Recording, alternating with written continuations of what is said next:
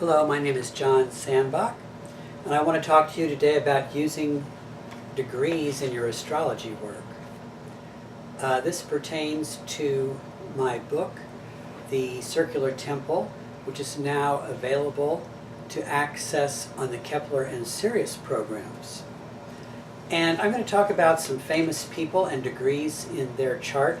I've chosen especially writers and artists because that's my primary interest. And we're going to talk first about Edgar Allan Poe. His chart is interesting in that he has two instances of having two planets in the same degree. The first one is Venus and Moon, which is in the 10th degree of Pisces. Now, in these symbols, for each degree, there are four different symbols: an Azoth symbol, a Pleiadian, a Chandra, and Omega. The Omega vibrates with the 4th house, the Chandra with the 7th house, the Azoth with the 10th house, and the Pleiadian with the 1st house. So in Edgar Allan Poe's chart, the Venus and Moon in the 10th degree of Pisces, the Azoth symbol of this is, as a man sleeps, an eye in his forehead opens. We always look at Venus in the charts of artists, be they writers or visual artists, as showing the person's aesthetic sense, what they find of beauty. And so what Edgar Allan Poe finds of beauty is this man going to sleep, but a higher seeing opening in his forehead, his third eye opening. And it says in my book that for this degree 10 Pisces, one of the things that is mentioned is you tend to reject conscious, rational, objective thinking. In other words, it's looking for ideas and thoughts that are beyond the conscious and the rational, which of course is what Edgar Allan Poe's writings is all about. Now, Edgar Allan Poe has Sun and Mercury in the exact same degree, and that's 29 Capricorn. And the Chandra symbol for this is an architect carefully surveying old ruins. And when I first saw this, the idea that came to me is that, Poe is the inventor of the detective story. And architects really have to be, if they're being archaeologists, as this one is because he's surveying old ruins, they are like detectives. And so through putting together pieces of evidence, he evolves the answer to the mystery in his detective stories. Poe also was very interested in cryptograms, and once more, this is messages written in code. His story, The Gold Bug, is all about this. It's a message written in code that's used to discover a treasure.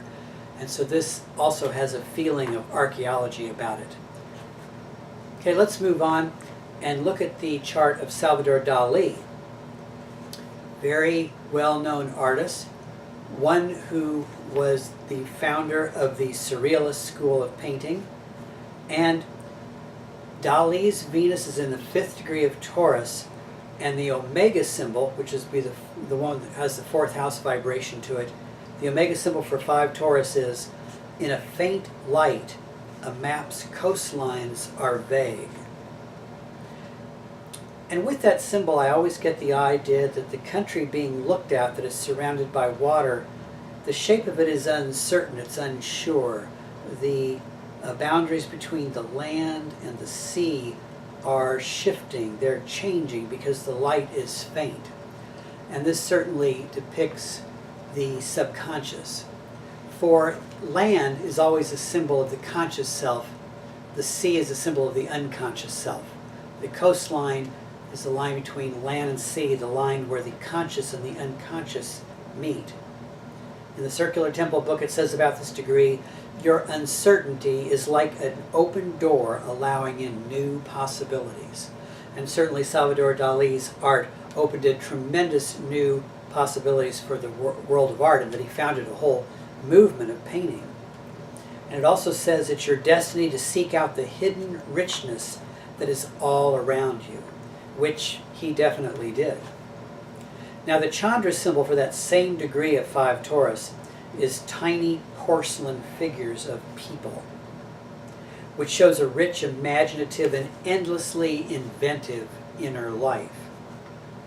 And I always think of these little porcelain people of this symbol as kind of like dolls that could come alive. They're almost like depictions of the fairy realms, which goes with his supernatural quality in his art. Okay, Lewis Carroll. Now for his chart, I've chosen his Pluto. Whenever you're looking at a famous person, you can look at the Pluto of their chart, and it shows their impact on humanity as a whole, or it shows how their work had a transformative effect on the world. And Lewis Carroll's Pluto is in the 9th degree of Aries. Chandra symbol is a fat man in a state of reverie smoking a hookah. Now what's so interesting about that is, in Alice in Wonderland, the caterpillar sits on a mushroom smoking his hookah, and Alice goes to ask him directions, ask him what to do. And so this actual symbol is in Lewis Carroll's work.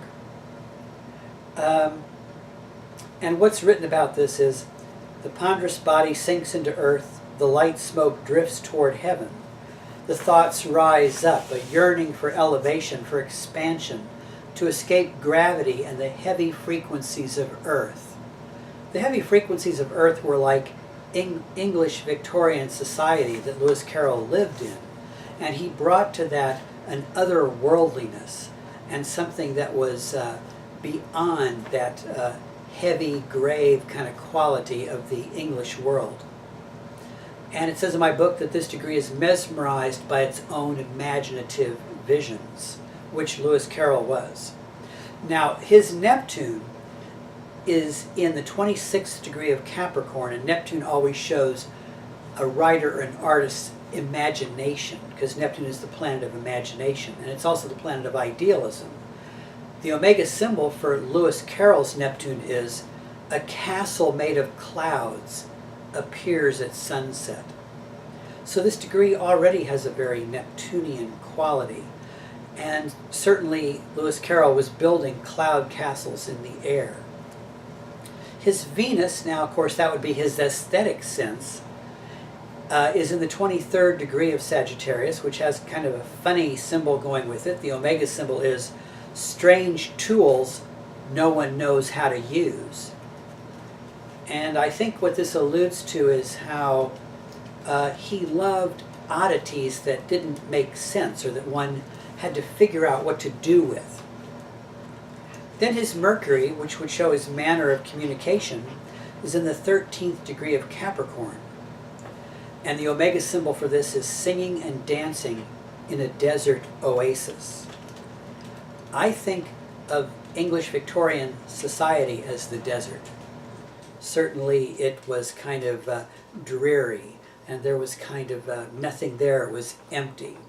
And so Lewis created this little oasis in that desert in his books, in his imaginative writings. And in these books there's much singing and dancing, or play and joy. Okay, now here's a singer that I've put in my notes too, and that's Cher. And I'm telling you her symbol for one thing because her sun is in the 29th degree of Taurus, which is the same as my own sun. And the Chandra symbol for that is a man amuses himself by drawing strange shapes. And I really think that Cher's wardrobe and costumes, which were extremely imaginative, even outlandish at times, were the strange shapes that she was drawing because she wanted to trigger the imaginativeness of other people.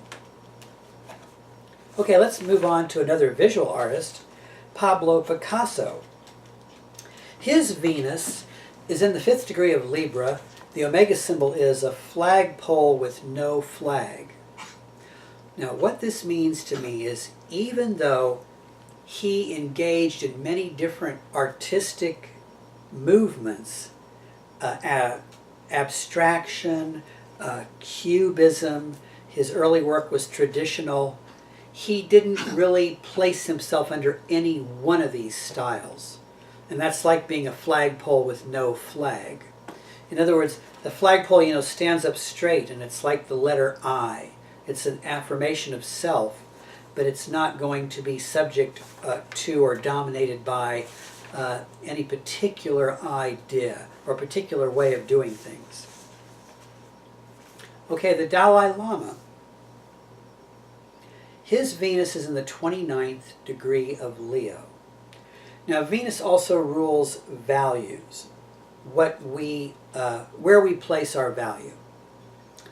And the Omega symbol for his Venus is a tiny poisonous frog with a brightly colored body. And what I said about this in the book, The Circular Temple, is you have a powerful ability to maintain your own integrity even in the midst of tremendous pressure exerted on you from outside to be something different. The Dalai Lama has involved himself in politics, in worldly things very directly, and of course has been under tremendous pressure to say this or do that like that, but he has maintained his integrity. And the little frog has softness. You know, it's very beautiful, it's brightly colored, and it's vulnerable, it's little. But the poisonous body is like saying, don't touch me, don't mess with me. This could be dangerous to do. In the book it says, too, your being calls to and awakens the true self of others. This is for that same 29 degree of Leo, inviting them to become more and more their greater selves. This all happens in unpredictable ways into the genius of your ever-changing inspiration. And the Chandra symbol for that very same degree is a broken sword. The broken sword seems harmless, and so does the poisoned frog, but our instincts tell us the color of it, and it spells potential danger, just as the sword can be reforged and become once again potent, as it did in the Lord of the Rings movies, or in Wagner's Ring cycle. All poisons are medicines, all weapons are also potential vehicles of healing. So this broken sword, even though it's non-functional, can be transformed into something that can be used for our own benefit. And so the Dalai Lama is non-violent, which grows with the broken sword, and yet he's helping others to reforge their own swords. In other words, to find a path toward personal empowerment. Okay, and the last one I want to tell you about is Rod Serling. Now, he's the man who was the host of the Twilight Zone shows. And so I'm looking at his Neptune, which of course is the planet of imagination, so I thought that would be an apt one to look at. The Omega symbol, this is quite funny, of his Neptune is a secret race of beings carrying on a hidden existence among humans. It actually sounds like a Twilight Zone episode. And each one of the degrees in the book, The Circular Temple, has a title that goes along with it. And the title for this degree is The Sensing of Other Realities and the Urge to Bring Magic into This Realm, which is exactly what he was doing. Then the Pleiadian symbol for that same degree is a ghostly white figure riding a horse in the twilight. And what is said about that is the ebbing of rational consciousness which frees the soul to roam in search of that for which it deeply yearns. And so I think those Twilight series and episodes, they fulfill that sense of yearning we all have for something that goes beyond our own reality, that opens up into other levels of existence. The night is coming, it is twilight in this symbol, but the figure is white and glowing. It has a light of its own, which will allow it to find its way in the darkness. Just by being, this degree brings succor to those who suffer or who are plagued by fear and confusion. Okay, thank you very much.